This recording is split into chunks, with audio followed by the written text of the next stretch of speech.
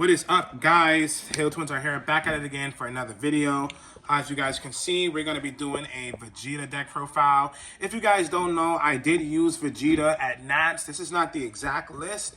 Definitely some well-needed changes for sure. But I definitely used Vegeta for Nats, and I got 17th place. And I was still unfamiliar with the deck and unfamiliar with the cards that I wanted to play and what I wanted to test out. I actually was able to get everything and, you know, really experiment with him. We haven't been playing Masters. So as you guys can see, this is our first Masters video in a long time. But yeah, he's a great leader. He's super powerful. And I'll just jump into him real quick. So for all the new people who don't know what he does, he is a red Vegeta card, and he has an activate main.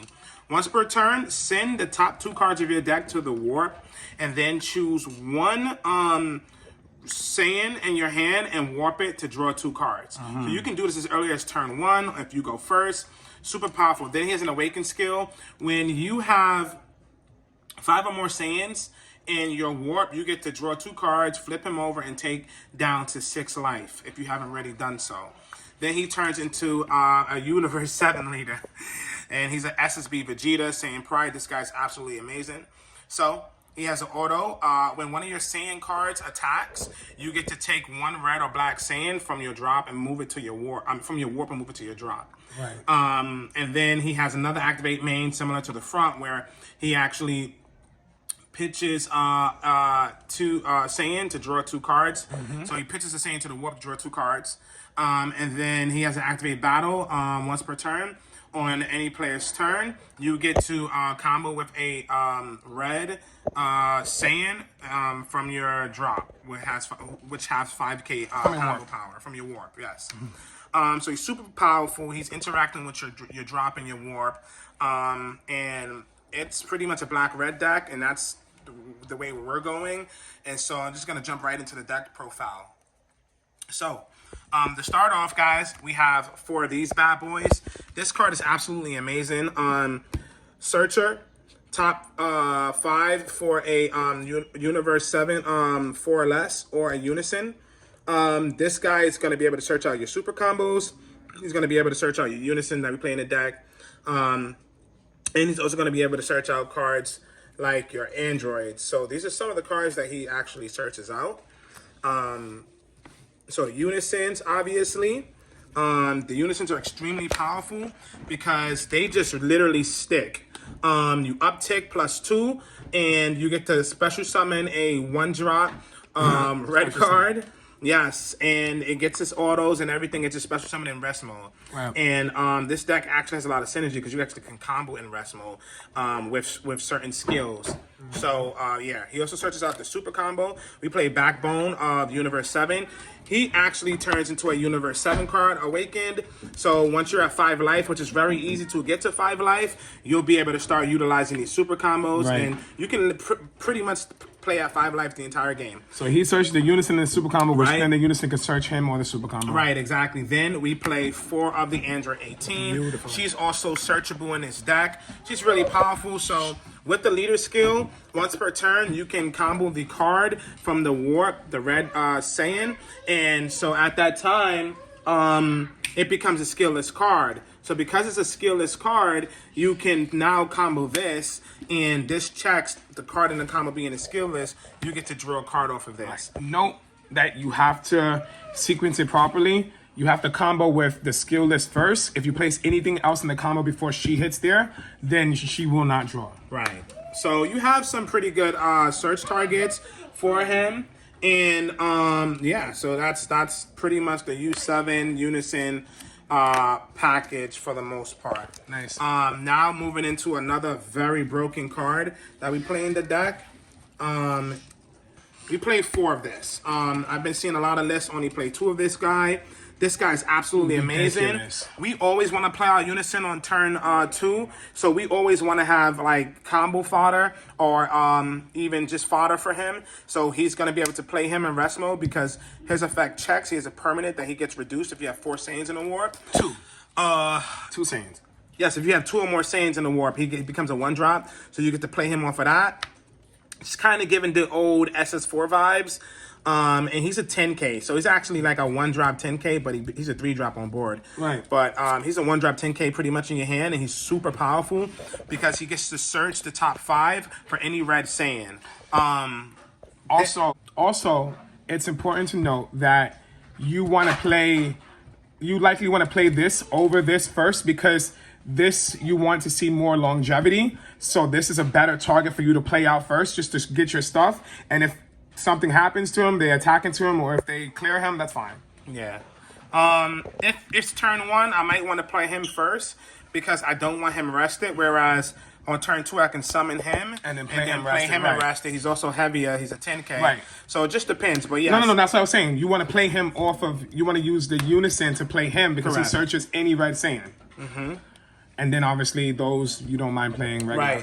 Right. Then some of the cards he searches out. We played 2 of the Son Gohan. We have more. We have 1 more on the side.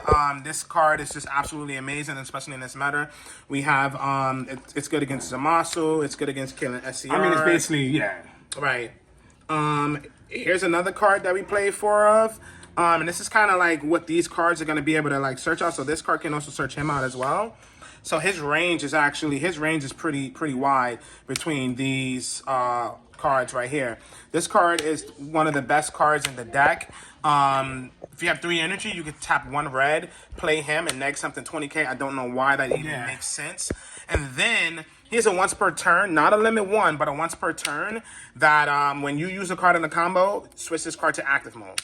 So he can become a dual attacker or a dual blocker. And if you got more of them, you just knight them to B5. It's knight to B5, then on every attack or every defense. So he's your bread and butter. He's super powerful, and he's also removal. Like, he would have been great if he didn't neg 20. He would still be an amazing card. He's an overpowered card because he also negs 20. He comes and clears something. You can pretty much clear anything when he comes in for 1 energy. Right. Yeah, that's kind of nuts. Here is some more cards that we play. This guy is actually pretty good. He also becomes a 1-drop in your hand that you could play off of his effect.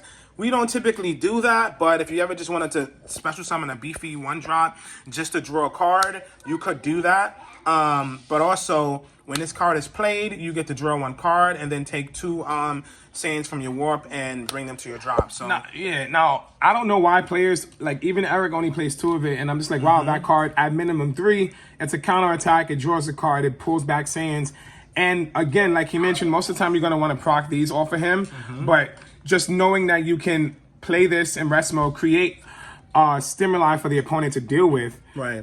It's just like, wow. Yeah, it's so just a lot. The logic behind it is that not all the time do you have the energy to negate and 3. Sure. I'm always on the offense. You'll notice that like I have I only play 1 dance in the list, and I'm gonna explain to you why. Yes, because there's 2 dance in the side. But I noticed that I want to just be gas. I want to be able to awaken effectively, and especially with the addition of these cards, I'm kind of more defensive, and just I'm cycling through so many cards that you're like, this is the apex predator for the most part. Sure. So if I need more dance, it'll come in against a match. The mirror match, no, mirror match is bad, but matchups that are dance is necessary. But otherwise, this is the predator. So I just didn't feel the need to have any more, but 2 is important because there are times you get that 1 little sneaky negate.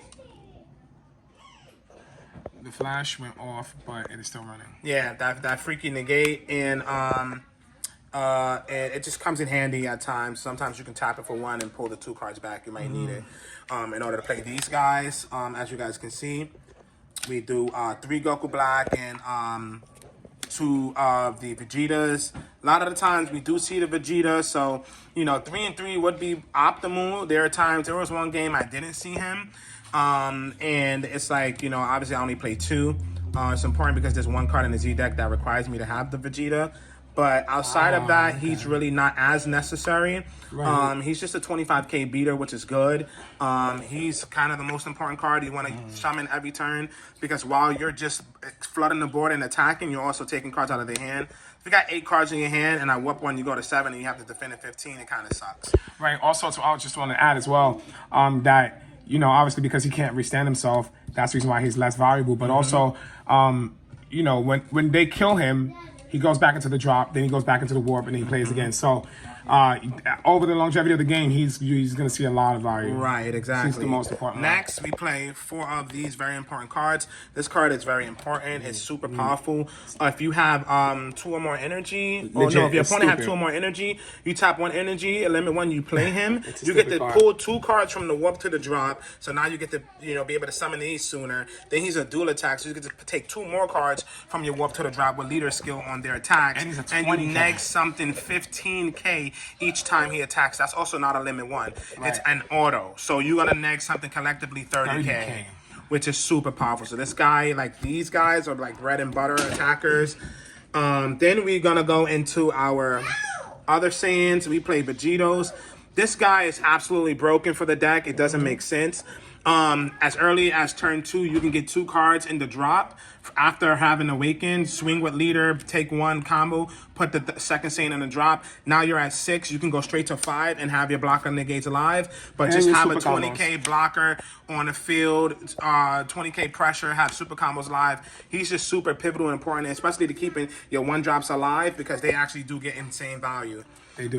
Next, guys, we play Overrealms. So these cards are actually super powerful. I really like them because they're like cheap in Overrealms. That's going to also be able to draw and cycle. They collectively get 2 cards back from the warp because you Overrealm, you attack with them, they pull a card back off a lead skill, and then they also combo Black Saiyan. So with 5K, so you get to combo any of these guys. So they get 2 cards back. So they're like 1 for 2, which is super powerful. Right. Next, just as a staple, you have to just play these guys. We mainboard these. Just for those decks that are trying to build Z energy, or those games where people are comboing out and you just get to say, hey, it's just a staple now that everyone is playing. Yeah, I mean, it's just, again, if you're playing against a deck that it's relying on their Z energy, you're just going to screw them over. Right. Next, guys, for our powerful cards, we play 3 Beast Hans. I kind of want to move this to 4, but I think 3 is the perfect number right now. I've seen people play 2. I'm sorry, this card needs to be at minimum of 3. This is the deck as well. You get to flood the board. You get to draw 2 cards, pitch 2. He's a 30K.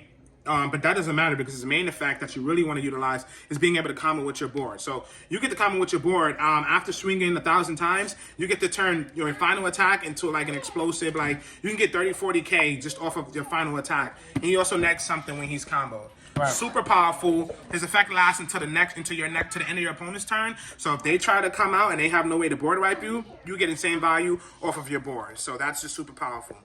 Next, we have some more Overrealms. Bardock just should not be able to exist in a deck like this. To be able to have sword and shield is ridiculous. He gets to Overrealm black and then basically be able to say your opponent can only attack once with battle cards. That card is just retarded. How we do it with this guy here. He's basically the red Raleigh that turns into black energy. His permanent is active, and he's pretty much broken for the deck. It's how we are able to play him and how we able to utilize our broken secret rare with the deck. This is a 60-card deck. You have to play it like that, or you will deck out. Right. You'll lose to yourself.